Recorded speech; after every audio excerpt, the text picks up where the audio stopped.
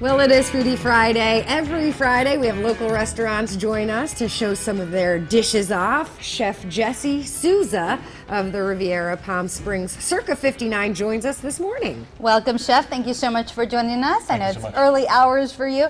So we're very excited because, of course, it's summer here in the Valley. Everybody likes a light salad, and you have a couple that we can actually make at home. What do you have here? Well, we have two of our best sellers on our new summer menu. This one here is a watermelon salad. It's a little unusual because it has black olives and feta.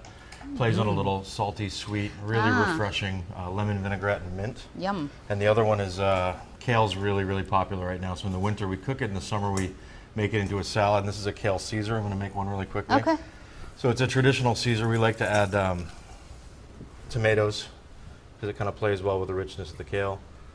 Homemade Some Caesar people have dressing. trouble with kale, right, Chef? Yeah, some people don't care for it. Some people, but It's hard to spice it up, or no. It's some people don't really know how to treat it, and it was always a garnish a long time ago. And lately, it's been really popular. It's really good for you, very refreshing, and it's got a really we'll put those back in there. Really hearty, crunchy feel to it, and it's really refreshing and it's just excellent for you. And people got really into how healthy it was.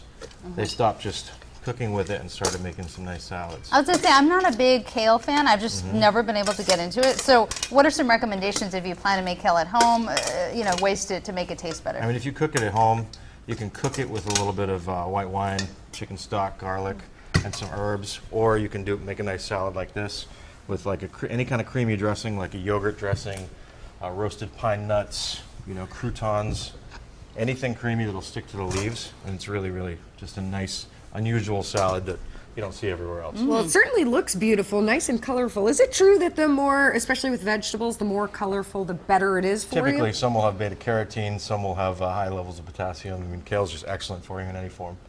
And with this, it's just in a little bit of oil, you said? That's in a lemon vinaigrette. So okay. Fresh lemons, shallots, olive oil, and then chopped mint and chives. So it's incredibly refreshing. It's an interesting combination that you have the watermelon with the olives and the feta. So how did you come up with that combination there? Watermelon salads have been bouncing around for the last couple of years, and the addition of the salty cheese and the Kalamata olives and the mint is just a really powerful flavor combination that really surprises people. It intrigues them into ordering it, and then they kind of come back for it. And Chef, all these dishes will be available at your restaurant. We have the information on the screen right now, so if you would love to try one of these, which I'm dying to, we'll do that in just a minute, feel free to visit Circa 59. All right, and we also want to remind you that you want to stay tuned because in just a few minutes, Chef Souza will join us, and he's going to show us his famous tuna tacos. I cannot wait to see this. Quite a combination. So stay tuned for more with Chef Souza.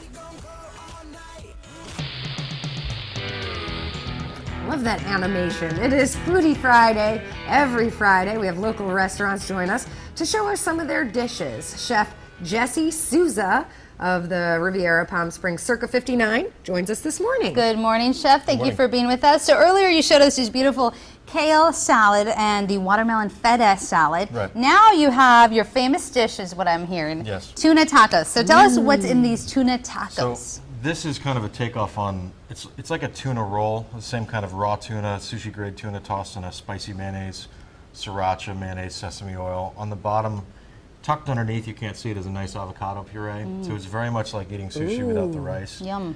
To make the taco shell, we do a crispy wonton shell. So it's very crispy. And this is, again, a light dish, really refreshing if you come and dine on the patio.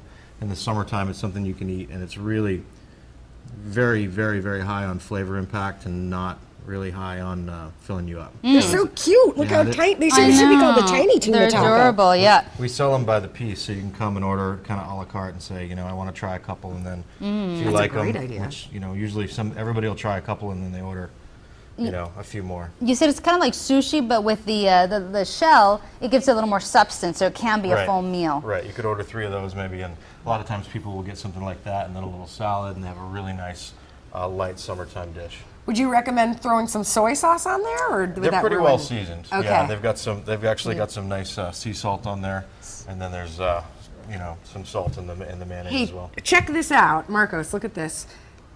to read it and be able to see the menu in the dark, there's a little light. That is the coolest menu I've ever seen. That is so neat, because you said it's a little dark out there, has a nice atmosphere. Let's talk about pricing as well. So what types of prices are we looking at? Is this affordable? Yeah, I mean, the watermelon feta salad, that's $9. This is, $10, and you can add chicken or shrimp or anything you want that add if you want to make it a meal. The other thing is you can get some of the salads in half portions, like you can get a half a Caesar in that if you're feeling like a lighter meal. These are $4 each. You buy as many as you want, and the appetizers range from 8 to 15, and entrees from 20 to 35, depending on what you want. Oh, so a good place to take a hot date. Yeah. There's a lot of sharing dishes. It's really, we encourage you to come with friends and try a lot of different things. So. Very Would cool. you say it's filling? You'd have to get a few options. It depends on what you order. I mean, we try to have something for everybody. I mean, we have the classic steaks. We have some things that are more filling, a pasta. Circa burger, I see in in here. here. Circa burger is great. I mean, that's a great option, especially people will share that and then get some truffle fries and then a salad and they've got a nice dinner.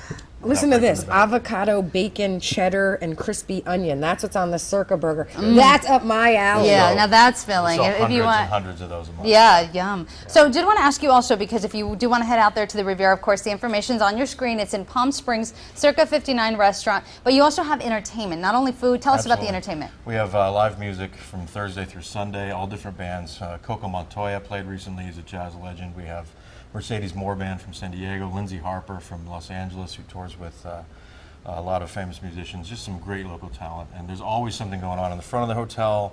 We have a bar, Starlight. There's a band playing there. We have a resident piano player 4 nights a week. There's live music by the pool on Thursday nights.